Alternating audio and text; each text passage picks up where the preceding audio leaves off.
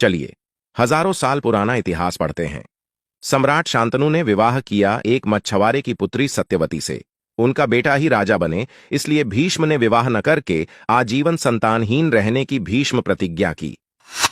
सत्यवती के बेटे बाद में क्षत्रिय बन गए, जिनके लिए भीष्म आजीवन अविवाहित रहे। क्या उनका शोषण होता होगा? महाभारत लिखने वाले वेद व्यास भी मछुआरे थे, पर महर्षि बन गए, गुरुकुल चलाते थे वो।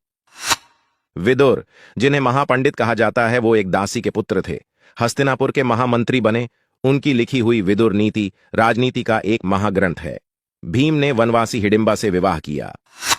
श्री कृष्ण दूध का व्यवसाय करने वालों के परिवार से थे। उनके भाई बलराम खेती करते थे, हमेशा हल साथ रखते थे। यादव क्षत्रिय रहे हैं, कई प्रांतों पर शासन किया और श्री कृष्ण सबके पूजनीय हैं। गीता जैसा ग्रंथ विश्व को दिया।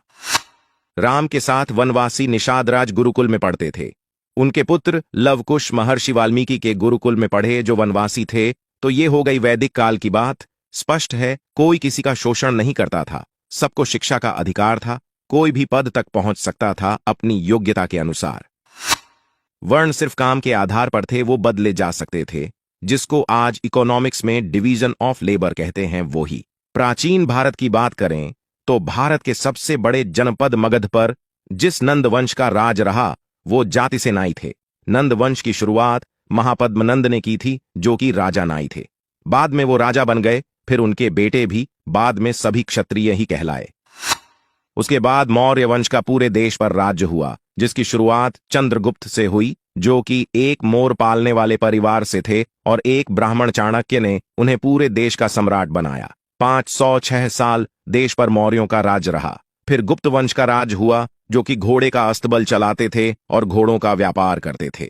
140 साल देश पर गुप्ताओं का राज रहा। केवल पुष्यमित्र शुंग के 36 साल के राज्य को छोड़कर 92% समय प्राचीन काल में देश में शासन उन्हीं का रहा, जिन्हें आज दलित पिछड़ा कहते हैं। तो शोषण कहां से हो गया? यहां भी कोई शोषण वाली बात नहीं है। फिर शुरू होता है मध्यकालीन भारत का समय, जो सन 1100-1750 तक है। इस दौरान अधिकतर समय, अधिकतर जगह मुस्लिम शासन रहा। अंत में मराठों का उदय हुआ। बाजीराव पेशवा, जो कि ब्राह्मण थे, ने गाय चराने वाले गायकवाड़ को गुजरात का राजा बनाया। चरवाहा जाति के होलकर को मालवा का राजा बनाया। अहिल्याबाई होलकर खुद बहुत बड़ी शिव भक्त थी। ढेरों मंदिर गुरुकुल उन्होंने बनवाए। मीराबाई, जो कि राजपूत थी, उनके गुरु एक चर्मकार रविदास थे, और रविदास के गुरु ब्राह्मण रामानंद थे। यहां भी शोषण वाली बात कहीं नहीं है। मुगल काल से देश में गंदगी शुरू हो गई, और यहां से पर्दा प्रथा, गुलाम प्रथा, बाल विवाह जैसी चीजें शुरू होती हैं। 1800-1947 तक अंग्रेजों के शासन रहा, और यहीं से जातिवाद शुरू हुआ, जो उन्होंने फूट डालो और राज करो की नीति के तहत किया। अंग्रेज अधिकारी निकोलस डार्क की किताब कास्ट ऑफ माइंड में मिल जाएगा कि कैसे अंग्रेजों ने जातिवाद, छुआछूत को बढ़ाया, और कैसे स्वार्थी भारतीय नेताओं ने अपने स्वार्थ में इसका राजनीतिकरण किया।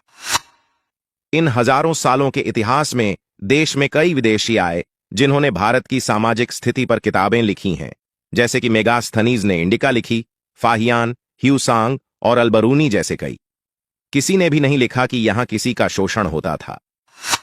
योगी आदित्यनाथ, जो ब्राह्मण नहीं हैं, गोरखपुर मंदिर के महंत हैं, पिछड़ी जाति की उमा भारतीय महामंडलेश्वर रही हैं। जन्म आधारित जातीय व्यवस्था हिंदुओं को कमजोर करने के लिए लाई गई थी। इसलिए भारतीय होने पर गर्व करें और घृणा, द्वेष और भेदभाव के षड्यंत्रों से खुद भी बचें और औरों को भी बचाएं।